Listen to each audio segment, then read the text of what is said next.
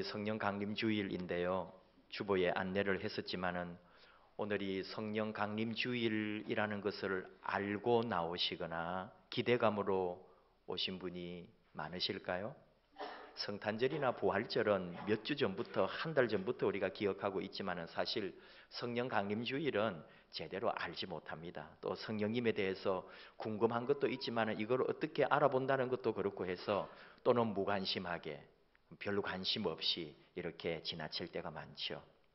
이 땅에만 있는 사람들, 이 땅에만 또 관심을 가진 사람은 하늘을 잘 모릅니다. 육의 삶에 만족하고 살아가면 영의 세계를 잘 맛을 못 보죠. 하늘의 뜻이 땅에서도 이루어진다고 하는 이런 의미를 잘 깨닫지 못합니다. 우리가 살아가는 이 땅에 하나님의 뜻이 반드시 이루어집니다. 이것이 성경의 가르침이고 믿음의 조상 아브라함을 통해 하나님의 종 모세를 통해 그리고 수많은 선지자를 통해 우리에게 하나님의 뜻을 펼쳐 보여주셨습니다. 무엇보다도 예수님이 오셔서 하나님 자신의 일을 이 땅에 실제로 펼치셨습니다. 하지만 사람들은 예수님을 잘 알아보지 못했습니다. 내가 바라고 원하는 예수님을 요구했습니다. 그리고 참 예수님에 대해서는 거부하고 거절했습니다. 예수님이 십자가에 달려 죽어가도록 묵인하고 또는 동조하고 가담했습니다. 예수님은 십자가에서 죽으시고 결국은 3일 만에 부활하시는 거죠. 예수님은 성천하셔서 하나님 우편에 앉으셨습니다. 그러면 이제 누가 우리에게 하늘 뜻을 이 땅에서 가르쳐 주느냐? 유한한 인간이 무한한 하나님을 스스로 깨달을 수도 없고 어떻게 해야 합니까? 유한은 결코 무한을 알 수가 없거든요. 그래서 오늘 예수님은 우리에게 약속하시고 말씀하셨습니다. 16절 하나님께서 또 다른 보혜사를 우리에게 보내주실 것이며 영원토록 우리와 함께 있게 하겠다고요. 보혜사, 헬라어로 많이 들어보셔서 그래요. 파라클레토스, 도움을 베풀기 위해 곁으로 부름을 받은 자. 헬라어에서는 특별히 변호사라든지 법률 자문가를 가리켰습니다. 하나님과 우리 사이에서 우리를 보살펴주고 하나님의 은혜를 전달하거나 베풀어주는 그런 분이죠. 우리를 강하게도 하고 진리 가운데로 인도하는 하나님의 영, 위로자, 중보자, 탄원자, 돕는 자, 카운슬러, 상담자라고도 번역하기도 합니다.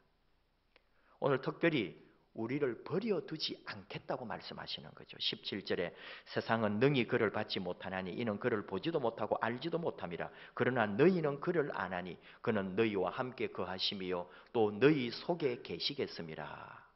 그리고 우리를 고아와 같이 버려두지 아니하고 우리에게로 오시는 성령님에 대하여 말씀합니다. 여러분 누구나 모두 성령님을 이해하고 받아들이고 아는 게 아닙니다. 한 사람이 예수님을 믿고 또 예수님을 자신의 구주로 영접하고 예수님의 삶을 따라 살아가게 되는 것이 자기 힘이나 사람의 힘으로 된다고 생각하면 착각입니다. 오늘 여기 나와 있는 여러분이나 저도 마찬가지로 내 스스로 예수를 믿고 내 스스로 구원받고 내가 스스로 예수 믿는 사람이 되었다라고 생각하면 오해죠. 이 자리에 예배당에 나와 앉아 있는 것조차도 내 힘으로 나왔네? 아니 내가 걸어왔는데 내가 차 타고 왔는데 그렇게 생각하면 오해입니다. 내가 교회 오고 싶어서 왔는데 절대로 아닙니다. 하나님께서 이 자리에 오게 하셨습니다. 성령님이 우리를 이곳에 이끄셨습니다. 이것이 우리의 고백이고 이것이 바로 우리 기독교인의 첫걸음이에요. 이런 믿음이, 이런 자세가 여기서 출발인 거죠. 하나님께서 오늘 내가 예배드릴 수 있도록 모든 환경과 여건을 허락해 주시고 여기에 불러주셨고 성령님이 인도하셨습니다. 이것이 우리의 고백이고 간증이다 하는 말이죠.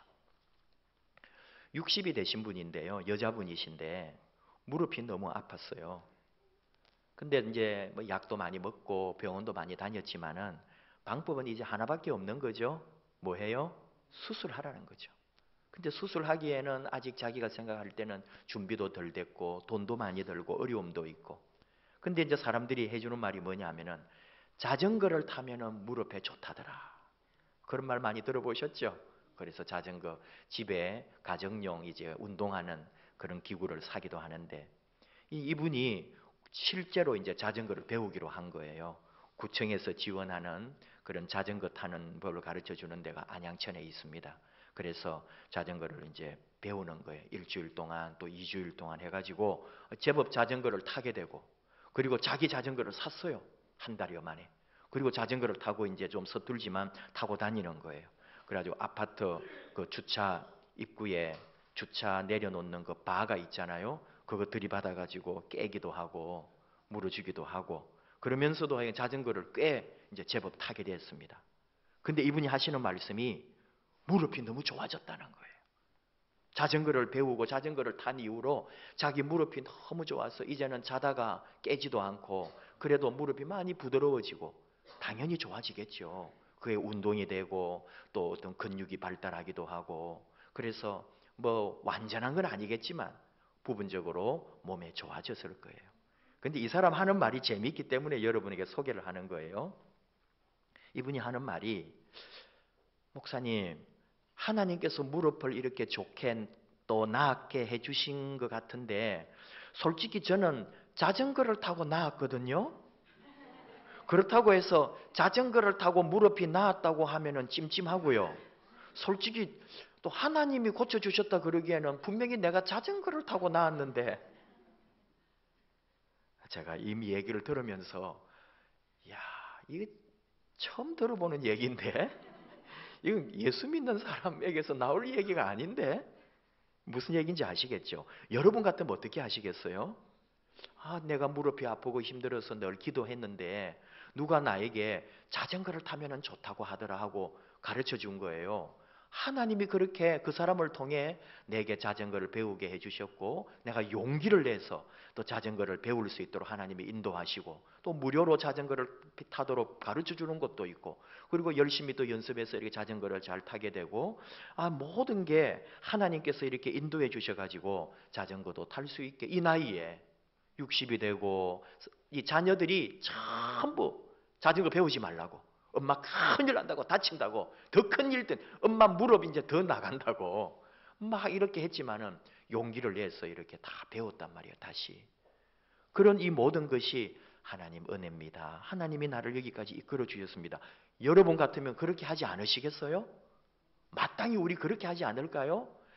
그런데 그렇게 하지 않더란 말입니다. 이분도 20년, 30년 교회를 다니신 분인데, 그 뭐라 그럴까요? 너무 솔직하다 그럴까요? 너무 인간적이라 그럴까요? 제가 이렇게 설명을 해드린 거죠. 그러니까 이렇게 해가지고 이런 겁니다. 그게 다 하나님께서 이렇게 인도하셔가지고 되게 해주신 거잖아요. 이해는 하는 듯한데 그게 입에서 나오지를 않는 거예요. 정말 하나님 은혜네요. 하나님 감사합니다. 이렇게 안 되는 거예요. 계속 자기 머릿속에 뭔가를 생각을 하고 말을 제대로 못 해내더라고요. 이게 사람이라는 게 이런 것이 있구나. 우리 모두가 다 그런 게 아니구나 하는 것을 우리가 이제 다시 한번 생각을 해보는 거죠. 여러분, 이 작은 것 같고 별일 아닌 것 같고 우리 신앙 고백이라고 하는 게 누구나 하는 게 아니더라 이거예요. 이거요, 성령님이 하시게 해야 돼요. 성령님이 우리를 터치해 주시고 자극해 주시고 우리로 고백하게 하시고 우리에게 말씀하게 할 때 우리가 말씀하는 거지, 그냥 아유 하나님 은혜예요, 그게 아닙니다.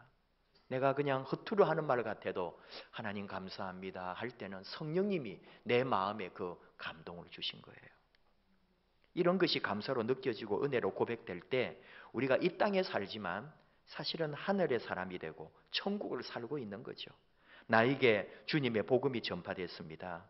나에게 그리스도 예수를 믿는 믿음이 주어지고 예수님을 알고자 하는 마음이 생기고 예수 그리스도 공동체에 나와서 함께 교회 생활을 하고 하나님의 큰 은혜를 같이 누리며 삽니다.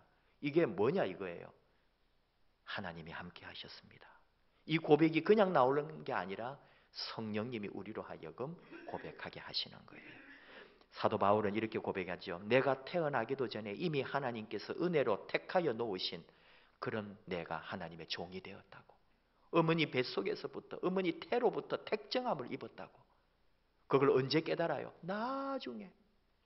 도리어 예수 그리스도를 욕하고 비난하고 예수 믿는 사람들을 핍박하다가 어느 날 주님의 부르심을 받고 그제서야 성령님 안에 감동되어 나를 하나님은 이미 어머니 뱃속에서부터 나를 택하고 정해 놓으셨군요. 그 고백이 그때 나오는 거예요. 언제? 성령님이 함께 하실 때.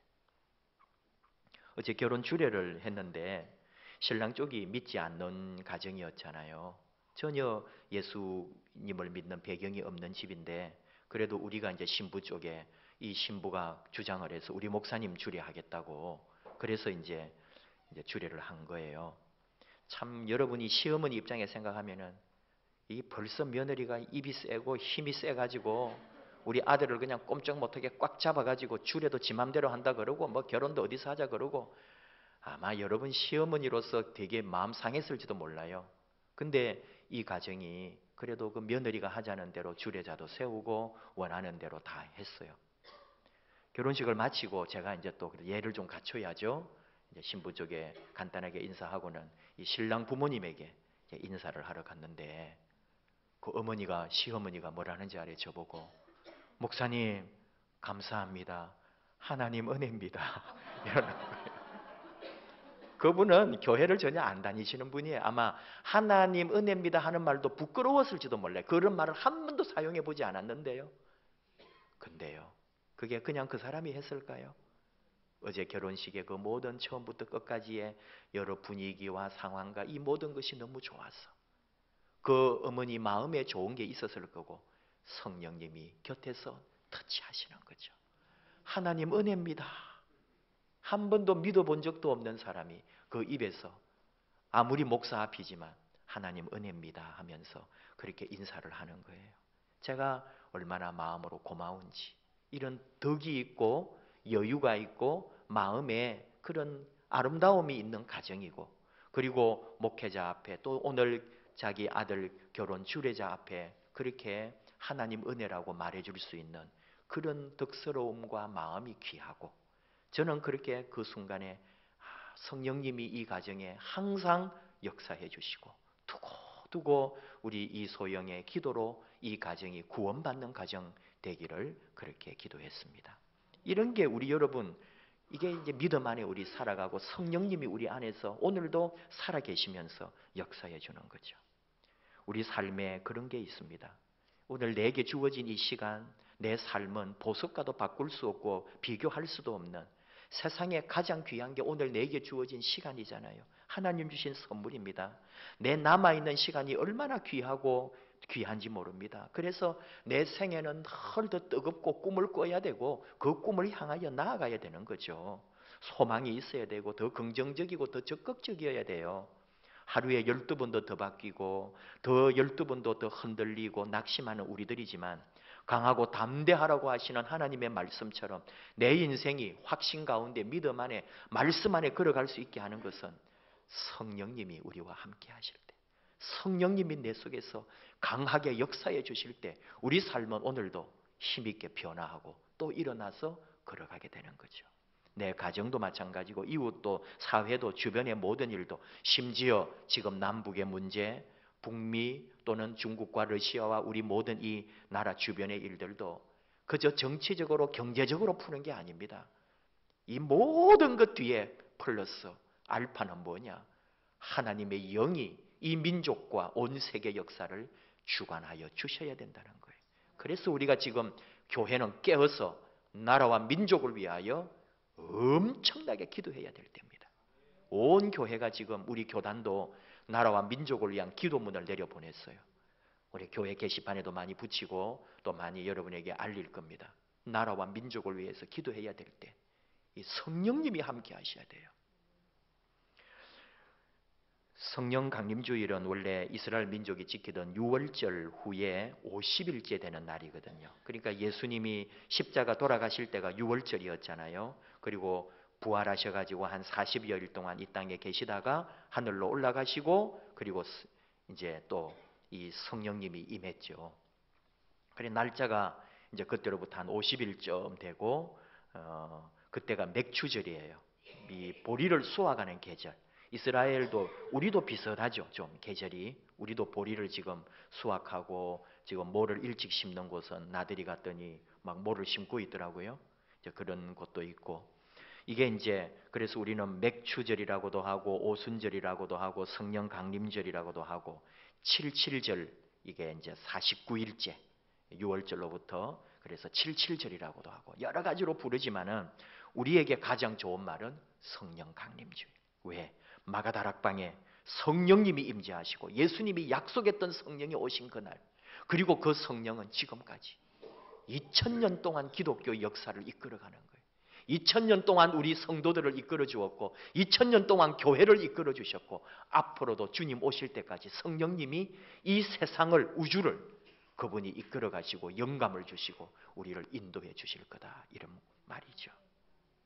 하나님께서 사도행전 2장에 통해서 성령 임재 사건을 보여주셨죠. 오순절 날이 이름에 그들이 다 같이 한 곳에 모였더니 호련히 하늘로부터 급하고 강한 바람 같은 소리가 있어 그들이 앉은 온 집에 가득하며 마치 불의 혀같이 갈라지는 것들이 그들에게 보여 각 사람 위에 하나씩 임하여 있더니 그들이 다 성령의 충만함을 받고 성령이 말하게 하심을 따라 다른 언어들로 말하기를 시작하니라. 방언의 역사, 이 놀라운 일이 일어났고 그 역사는 지금까지 온 세계 교회, 우리 교회에, 바로 우리 가운데도 일어나고 있는 하나님의 역사입니다. 살아있는 성령님의 살아계심이 그 놀라운 역사들을 통해 오늘도 이어지고 있는 거죠. 그런데 여러분, 성령이 보이지 않는다는 거예요. 우리 기독교를 믿음의 종교라고 합니다. 마르틴 루터가 종교개혁을 일으킬 때 가장 먼저 내세운 것이 솔라 피데, 라틴어죠. 오직 믿음. 히브리서는 그 믿음을 이렇게 정의합니다. 믿음은 바라는 것들의 실상이요 보지 못하는 것들의 증거다. 보이지는 않아요. 그러나 분명하다는데, 근데 실제로 보이지 않으니까 사람들은 잘 믿지를 않아요. 우리 사회는, 여러분도 저도, 우리 이 문화가 언제나 배워온 지식이 하나 있는데 백문이 불여 일견이라는 겁니다. 아무리 많이 들어도 100번을 들어도 한 번 보는 것만 못해요. 보이는 것이 진리라는 거죠. 이 세상이 가르쳐주는 원리입니다. 학교가 가르칩니다. 모든 사람들이 그렇게 교육받고 자라기 때문에 보이지 않는 것은 아니라고 생각하는 거예요. 보여야 되는 거예요. 내 눈에 증명이 돼야 되는 거죠. 그렇게 우리는 배우고 살아온 거예요. 그래서 안 보이면 모른다 그러고 안 보이면 없다 그러고 안 보이면 아니라고 하는 거예요. 특별히 믿음을. 그래서 도마 같은 경우에도 예수님이 부활했다 해도 내가 예수님을 보지 않는 한은 못 믿는다. 나는 그분의 손바닥을, 그분의 옆구리를, 창자국을 다 봐야 되겠다. 그 예수님이 다 보여주셨죠. 그리고 하신 말씀이 뭐예요? 너는 보는 거로 믿느냐? 보지 못하고 믿는 자들이 복되다 말씀하시잖아요. 보이지 않아도 믿을 수 있어야 되는데, 출애굽해가지고 이스라엘 백성들이, 그 히브리인들이 모세가 계명을 받으려고 시내산에 올라갔을 때 40여일이 지나도 오지를 않는 거예요. 지도자가 사라졌습니다. 하나님의 명을 전해주는 제사장 같은 분이 사라졌어요. 보이지 않아요. 불안하고 답답한 거예요. 그래서 어떻게 합니까? 보이는 신을 만들죠. 금송아지를. 그리고 이것이 하나님이다. 이것이 애굽에서 우리를 구해 주신 분이다. 금송아지를 바라보고 축제하고 그 앞에 절하고, 그렇게 사람이 바뀌는 거예요. 보이지 않으면 불안해하고 보이는 것을 붙잡으려고 하는데, 정말 보이는 것이 다인가 할 때에 독일의 정신과 의사 프란츠 뮬러리어, 이분이 만든 재미있는 그림들이 있어요. 그 그림을 한번 보려고 그래요. 정말 보이는 것이 다인가? 보입니까? 보여야 되는데요. 이게 여러분, 이렇게 밑에서 이제 올라간다고 한번 생각해 봅시다. 한 사람이 밑에서 이렇게 쭉 저 길을 따라 올라가는 거예요. 그리고 끝까지 이제 올라가겠죠. 라고 생각하면 오해라고, 착각이라고요. 저기 지금 가로로 줄이 있는데 그 줄은 기울어 보이는지만 실제로는 똑같은 넓이로 그어져 있는 직선입니다. 굽은거나 또는 기울어 있지 않습니다. 우리 눈에만 그렇게 보이는 거죠. 착시 현상인 거죠. 다음 그림 하나 볼까요? 어느 게 더 길어 보여요? 아래 끝이 더 길어 보이죠. 그러나 실제로는 똑같은 길이입니다. 화살표 모양 때문에 우리 눈에 아래 끝이 길어 보이지만 위의 직선과 아래 직선은 똑같은 길입니다. 그 다음 사진 하나 더 봅시다. 뭔가 가운데 두 줄이 있는데 우리 눈에 보이기에는 가운데가 좀 부풀어 있는 것 같죠. 그러나 지금까지 본 것처럼 가로로 뻗어 있는 두 선은 똑같이 곧은 선입니다. 그냥 우리 눈에 착시 현상으로 가운데가 좀 더 부풀어 보이는 것뿐이. 그렇죠? 또 하나 더 보겠습니다. 삼각형 같은 것이 있는데 사실은 저기에는 삼각형은 없습니다. 단지 우리 눈에 선이 그어져 있지 않는 삼각형 모양이 보일 뿐이에요. 선이 있죠. 선으로 된 거는 분명히 잘려서니까 알겠는데 그 안에 하얗게 삼각형 같은 게 보이잖아요. 근데 그거는 삼각형이 보이지만 삼각형이 아니거든요. 아무것도 없는 거예요, 원래. 그냥 텅 빈 자리예요. 근데 우리 눈에는 마치 하얀색 삼각형이 놓여져 있는 것처럼 보인다 이거예요. 여기까지입니다. 뭔 얘기일까요? 이 그림을 왜 보여드리고 싶었을까요? 이 심리학자는 왜 이런 걸 만들었을까요? 눈에 보이는 대로 믿지 말라는 거예요. 눈에 보이는 것이 다 아니라는 거예요. 우리는 눈에 보이는 것 때문에 속는다는 거예요. 심지어 어떤 범죄 현장에도 가짜를 남겨놓고 그것이 진짜인 것처럼 속일 때도 얼마나 많으며 오늘날 아주 지능적인 죄수들이 그 교도소 안에서도 가짜 편지를 만들고 가짜 서류를 만들어서 진짜인 것처럼 거짓 증언을 할 때가 얼마나 많습니까? 보이는 것이 다가 아니에요. 성령님도 그렇다는 거죠. 보이지 않는다고 해서 없는 게 아니라 성령님은 보이지 않지만은 2000년 역사 동안에 사실은 이미 구약 성경에도 수많은 예언자를 통해 하나님께서는 하나님의 영으로 함께 하셨죠. 특별히 예수님 이후에는 그 눈에 보이는 마가다락방의 성령의 임재로 말미암아 그 이후에 우리 온 세계 교회에 성령의 바람을 불어주신 거예요. 그리고 지금까지 성령님은 우리 안에서 우리를 작동해 주시고 움직여 주시고 감동을 주시고 깨우쳐 주시고 번뜩이는 지식과 지혜도 주시고 성령의 영감도 주십니다. 또 그게 다냐 할 때에 그렇게 뭔가 체험하고 그렇게 받고 그렇게 능력 안에 살아간다고 뭐가 다 이루어진 거냐 할 때 그것만은 아니에요. 이 성령님이 우리와 동행하시거든요. 너를 버려두지 않고 내가 너 안에 네가 나 안에 그리고 너와 나 다 함께 같이 그 성령님의 은혜와 능력 안에 같이 살아가는 것이 소중하다고 오늘 우리에게 가르쳐 주는 거예요. 내가 아버지 안에 너희가 내 안에 내가 너희 안에 있는 것을 너희가 알리라. 함께 가는 거예요. 어젯밤에 제가 조금 이렇게 12시쯤에 살짝 좀 피곤해서 잠이 들었다가 2시에 깼어요. 오늘 새벽이죠. 그리고는 새벽에 깨서 한 4, 4시까지 좀 다시 한번 뭐 책도 보고 설교 준비도 마무리하고 그러는 중에 갑자기 4시에 오늘 새벽 4시에 포항에 있는 친구 목사님한테 톡이 딱 오는 거예요. 쭉 좀 길더라고요. 내용이 열어보니까. 그래서 어떤 내용인가 했더니 너무너무 아파서 잠을 못 이루겠다고 허리가 원래 아픈데 허리 안에 그 아픈 쪽에 근육이 경련을 일으키고 통증이 와서 잠을 도저히 잘 수가 없어 깨어서 지금 그 아픔 속에 견디고 있노라 하면서 왜 톡을 했느냐.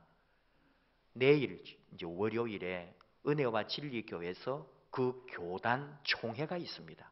그래서 원래 내일 올라오기로 했어요. 아침에 일찍 옵니다. 그럼 제가 광명역에 나가서 픽업을 해서 은혜와 진리교회에 데려다주고 다 마치고 나면 오후에 저녁에 저하고 또 만나서 이렇게 지내기로 했는데 혹 이 상태로 가면은 주일 예배 겨우 마치고 그리고는 계속 아프면은 내일 못 갈 수도 있다 하는 것을 미리 알려주려고 이제 마땅히 제가 잘 줄 알고 그냥 톡만 이렇게 살짝 남겨놓은 거예요. 근데 제가 바로 그렇게 아파서 어떡하노 하면서 했더니 막 아직까지 안 자고 뭐 하냐면서 자기는 정말 너무너무 아파서 잠을 이룰 수가 없다고 그런 이제 얘기가 있는 거예요. 이 친구가 군대 시절에 너무 착하고 느리다고 위에 선임들이 얼마나 괴롭혔는지요. 너무너무 많이 괴롭힘을 당했어요. 심지어 철봉에 매달아 놓고 거꾸로 매달아 놓고는 밑에서 선임들이 당겨버렸어요. 그래서 척추뼈가 나가버렸어요. 그렇다고 거기에 대해서 책임을 지거나 벌을 받은 사람 아무도 없고 자기 혼자 병원에 입원하고 고통받고 꾀병 부린다고 욕 듣고 의병 제대를 할 수 있음에도 끝까지 견뎌서 제대를 하기는 했지만 그 후유증으로 지금도 25년 넘게 고통 가운데 살아가는, 아무도 보상도 안 해줘요. 그 아픔도 몰라줘요. 사람들이 목사님 항상 아프다 그러고 아프다는 목사님 좋아하는 사람 아무도 없고, 그러니 홀로 더 외롭고 힘든 거예요. 그 심정이 어제 저에게 확 와닿는 거예요. 이 친구가 그 주일 밤에 토요일 밤에 잘 자야 건강한 모습으로 주일에 다 성도님들하고 같이 예배도 드리고 밝은 모습으로 나와야 되는데 얼마나 아프면은 그 신음을 하면서 그 고통 속에 이렇게 깨어서 아파할까. 제가 그 마음이 더 느껴진 이유가 또 있어요. 어제가 토요일이고 바로 그 전날 금요일에 저희 안양 목회 포럼 모임이 있었는데 우리 목사님 중에 한 분이 이 심장 이 스텐트 수술을 하신 분이 있거든요. 그래서 이분이 근데 너무나 상황이 안 좋아서 2번 나누어서 수술을 했어요. 그리고 삼성병원에서 이제 수술을 하는데 첫 번째 수술도 되게 힘들게 했고, 그리고 얼마 전에 이제 또 2번째 수술을 한 거예요. 그러니까 우리 교회도 스텐트를 이렇게 하고 계신 분들이 있는데 이게 팔에서 하면 좋고 팔이 안 되면은 허벅지로 가고 허벅지가 안 되면은 발로 해가지고 그걸 집어넣어서 하는 거거든요. 그런 식으로 뭐 이거 있거든요. 근데 이분이 이제 2번째 할 때에 팔이 안 되니까 허벅지로 간 거죠. 근데 이 의사가 삼성병원에 있을 뿐 아니라 우리나라 최고예요. 근데 그분이 그 허벅지 혈관을 통해서 하려고 하는데 3시간 반을 씨름을 했는데 결국은 못한 거예요. 그분이 이 환자에게 말을 한 거예요. 목사님, 제 능력과 실력의 한계는 여기까지입니다. 안 되네요. 팔 한 번 더 시도해보고 발로 가겠습니다. 그래서 3시간 반 동안 이분이 그게 전신 마취가 아니기 때문에 의사가 말을 하는 소리를 다 들으면서 목사님이, 우리 안양에 계신 목사님입니다. 저보다 한 10년 정도 더 연세가 있으신 분이고, 그 소리를 의사가 막 그걸 찾아내느라고 그걸 시도를 하는 소리를 다 듣고 의사가 하는 말을 다 들리네. 그리고 막 이게 왜 이렇게 안 되냐면서 막 의사가 짜증도 내고 막 그렇게 하는 소리까지 다 들어가면서 그 3시간 반 동안 결국 못하고 다시 팔을 시도했는데 팔이 된 거예요. 그래서 팔로 그래도 다시 해가지고 수술을 일단 했습니다. 근데 이 후유증과 이 회복이 너무 더딘 거예요, 지금. 그리고 허벅지 그 수술 부위에 딱딱한 돌멩이보다 센 그런 게 지금 딱 생겨가지고 너무너무 고통 속에 있는 거예요. 그러니까 의사는 기다려라. 시간이 다 되면은 다 풀어지고 없어진다 그러는데 본인은 너무 아픈 거예요. 그런 와중에 우리 목회 포럼에 나오신 거예요. 아픈 중에도. 근데 돌아가셔서 토요일 하루 종일 고통 속에 견디지를 못해서 응급실까지 실려갔다가 돌아오셔서 토요일 저녁에 우리 목회 포럼 톡에 그분이 긴 고백을 올려놓은 거예요. 아팠던 이야기며 오늘 응급실 갔다 온 이야기며 어제 만나서 위로가 되고 힘이 되었고 쭉 그런 얘기를 제가 읽으면서 그때 이미 제가 마음이 너무너무 아프고 힘들었거든요. 야, 이렇게 아프셨구나. 제 옆에 앉으셨어요. 포럼을 할 때에. 그래서 그 이제 자기 얘기를 하면서 아픈 얘기하면서 저보고 만져보라 그래서 제가 거기 딱 만져보니까 정말 돌덩이 같은 게 만져지더라고요. 그게 없어지질 않고 그렇게 아프게 하는 거예요, 지금. 그래도 그 이분 얘기가 뭐냐? 우리 목회 포럼 만나서 같이 나누고 우리 주제 가지고 토론하고 이야기할 때 자기 마음에 너무 좋았다고. 몸은 이렇게 힘들지만 내가 어제 그 자리에 나가지 않았다면 그 기쁨과 감사를 느낄 수가 있겠느냐고. 우리 목사님들 너무 고맙고 이렇게 우리 목회 포럼 같이 늘 아름답게 교제하자면서 그리고 지금 아픈 나를 위하여 주일을 잘 이겨낼 수 있도록 기도해 달라는 그런 이야기였거든요. 그리고 이제 새벽에 친구의 그 또 아픈 이야기를 들으니까 제 마음이 더 많이 힘들었다는 거예요. 그러면서 무슨 얘기냐? 결론이 그거예요. 우리가 예수 믿는다는 게 뭐며 성령님 안에 있다는 게 뭘까? 오순절 마가다락방이 어쩌고 2000년 동안 기독교 역사 속에 성령님이 어떻게 역사하시고 다 좋은 이야기지만 바로 지금 우리 가운데 바로 너와 나 사이에 지금 우리 교회 안에 지금 내 믿음의 이 지체들 속에 성령님이 함께 하셔서 그 아픔을 같이 하게 해주고 그 기쁨을 같이 나누게 해주고 어떤 어려움과 상처 속에서도 같이 기도하면서 위로하고 축복해주고 붙잡아주는 믿음의 동지들이 있다는 것. 성령님이 우리를 하나 되게 하시고 그 성령 안에서 우리가 함께 서로 할 수 있다는 이것이 얼마나 귀하고 감사한지요. 내가 아파도 내가 힘들어도 이분들이 우리 성도들이 성령 안에서 나를 위하여 기도해주고 축복해주고 함께 할 것이다. 할렐루야. 이것이 바로 오늘 성령 강림 주일에 그 무엇보다도 우리가 누릴 수 있고 우리가 받을 수 있는 하나님의 은혜요 성령님이 주시는 선물 아닐까요? 성령님 안에 함께 갑시다. 성령님이 함께 하시면 됩니다. 다시 일어납니다. 다시 소망을 얻습니다. 다시 새 힘을 얻습니다.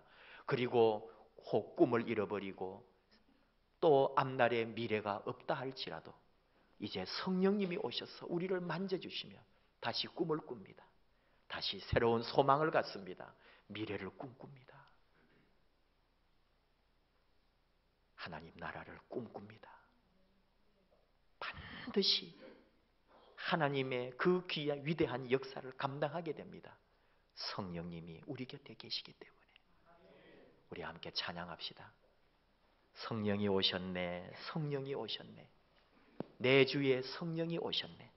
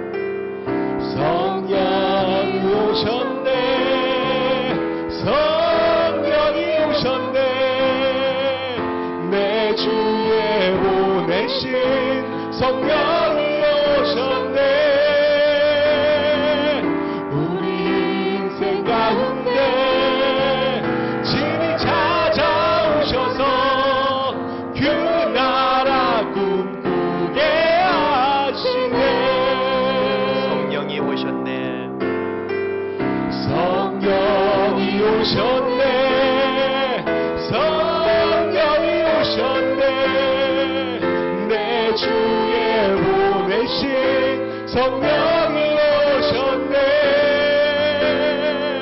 우리 인생 가운데 친히 찾아오셔서 그 나라 꿈꾸게 하시네. 제가 기도합니다. 하나님 감사합니다. 성령 강림 주일 허락해 주셔서 우리 안에 계신 성령님, 우리에게 능력과 새 힘과 새로운 비전과 꿈을 주시는 성령님과 함께 다시 걸어가게 해 주심을 감사합니다. 보이지 않는다고 없는 게 아니라 더 위대하고 놀라운 역사가 우리 안에 감추어져 있는 것을 저희가 믿습니다. 우리 안에 오신 성령님, 우리 안에 계신 성령 하나님 언제나 함께해 주시고 보지 않고 믿는 자가 더 복되다 하신 말씀처럼 그 위대하고 놀라운 성령님 안에 걸어가는 저희들 되게 해 주시옵소서. 성령 안에서 함께 기도하고 함께 예배하고 함께 믿음 생활하며 함께 하나님의 능력 안에 걸어가는 저희들 되게 해 주옵소서. 아프고 힘들고 어려움과 고난 중에 있을 때에도 성령님이 우리와 함께 하셔서 서로 하나 되어 중보하고 기도하고 말씀 안에 주 예수 그리스도의 권세 아래 함께 나아감으로 성령님의 위대한 역사를 바라는 저희들 되게 하여 주시옵소서. 힘들고 어려운 이 시대, 또 나이 들고 연약해지고 아픈 우리의 모든 육신의 약함들 속에서도 성령님 함께 하셔서 새로운 꿈을 꾸게 하시고 새로운 비전을 주시고 새로운 능력과 소망으로 걸어가는 살아있는 하나님의 자녀들, 살아있는 믿음의 권속들이 되게 하여 주시옵소서. 예수님 이름으로 기도하옵나이다. 아멘.